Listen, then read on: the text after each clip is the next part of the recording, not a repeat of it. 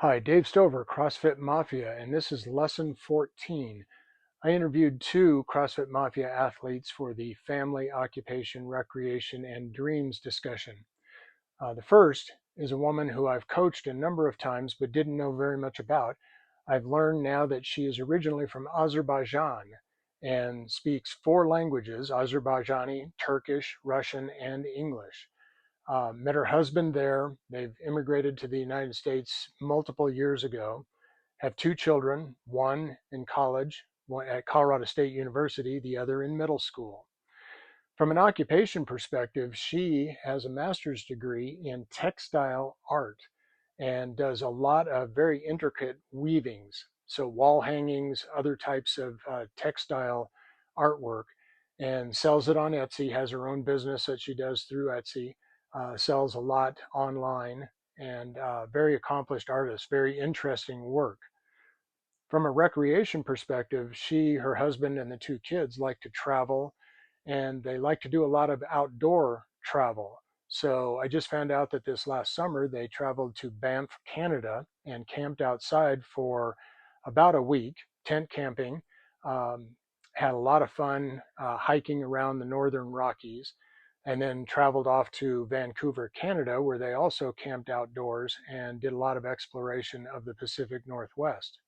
So as that relates to her dreams, that's what she's talking about. Is she wants to be able to travel when her kids are older and her husband has retired.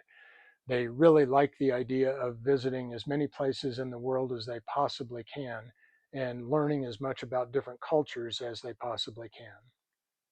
The second individual, someone that I've worked out next to, but again, didn't know very much about, this gentleman retired from the United States Marines after 20 years of service, went through four deployments, first to Bahrain right after 9/11, then two to Iraq and one to Afghanistan. So I think it's a regular thing that we tell him, thank you for your service.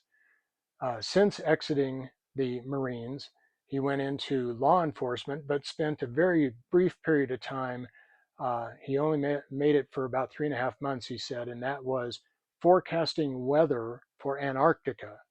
Uh, Unfortunately, he sat in a cubicle and was staring at monitors all day, and that just wasn't something that was going to last for him. So he went into law enforcement. He was interested in that, went through some municipal police departments, but then ended up in Colorado with the Colorado State Patrol and is now a captain with the patrol. His family, he's married, has one child. That child is, I think he said, 26, and is an employee of the State Department, United States State Department.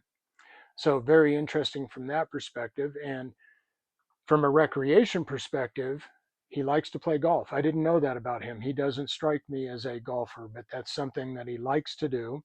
He also plays a little bit of pickleball, but kind of messed up his calf playing pickleball not too long ago. From a dreams perspective, this kind of ties back to his son.